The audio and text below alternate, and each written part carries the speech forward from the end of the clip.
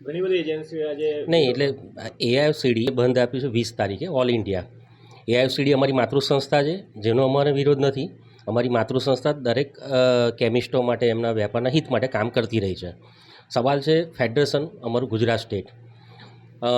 GST 2.0 જ્યારે અમલીકરણ અત્યારે થયું ત્યારે અમારા 35,000 થી 40,000 રિટેલ કેમિસ્ટ આઉટલેટ છે, જેની અંદર એવરેજ સ્ટોક જો 10 લાખ રૂપિયા પણ ગણીએ અને એમાંથી અમને 6.25% નુકસાન ગયું હતું. તો રિટેલ કેમિસ્ટોને ઓછામાં ઓછું 220 કરોડ રૂપિયાનું નુકસાન આ જીએસટી 2.0ની અંદર અમે ભોગવ્યું છે, જેની અંદર ફેડરેશન તરફથી પણ અમને કોઈ સહકાર એ રીતે મળ્યો નથી, કંપની તરફથી પણ અમને આ નુકસાનીનું વળતર મળ્યું નથી. સેકન્ડ થિંગ એવી છે કે જેટલા પણ મેડકાર્ટ હોય, એપોલો હોય, ઇનહાઉસ ફાર્મસી જે મેડિકલ હોસ્પિટલની અંદર, આ બધા બંધમાં જોડાવાના નહીં હોય. એટલે અમારો અત્યારે માંડ 40-50% શેર રહ્યો છે રોડ સાઈડ જે કેમિસ્ટો છે. તો 40 થી 50% જો દુકાનો અમે બંધ રાખીશું તો શું બીજા બધા વેપાર ચાલુ રાખશે? આ એક પ્રાણ પ્રશ્ન છે.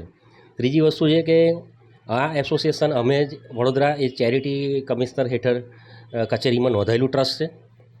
બાકીના ગુજરાતની અંદર કોઈપણ એસોસિએશન જે અનરજિસ્ટર્ડ છે, જેના હોદ્દેદારો મોટાભાગે હોલસેલ વેપારીઓ છે. એટલે રિટેલ કેમિસ્ટની વાચા એનો અવાજ ત્યાં સુધી પહોંચતો નથી. રિટેલ કેમિસ્ટો માટે કામ થતું નથી.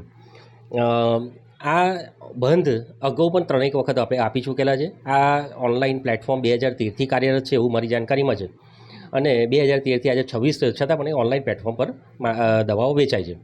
એની સામે માનનીય ગુજરાત હાઈકોર્ટની અંદર 2022માં મેં પોતે એક કેસ મૂકેલો છે, જેની અત્યારે તારીખ ચાલુ છે, તારીખ પડે છે. તો આ બંધની સાથે સાથે આવા કેસની અંદર એ લોકો સહભાગી થાય ફેડરેશન, અને એક પાર્ટી તરીકે મારી જોડે જોડાય તો એ વધારે સારું કહેવાશે.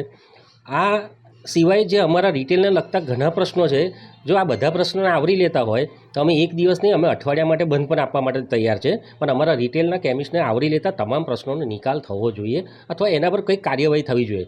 કાર્યવાહીના અમે મીંડું છે. રિટેલ કેમિસ્ટ સતત આજે રીબાતો જાય છે, જેનો સર્વાઈવ થવું અઘરું છે.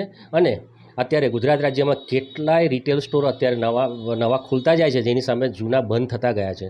અમારા અસ્તિત્વનો સવાલ છે. એટલે અમારા પ્રાણ પ્રશ્નો બધા બહુ છે.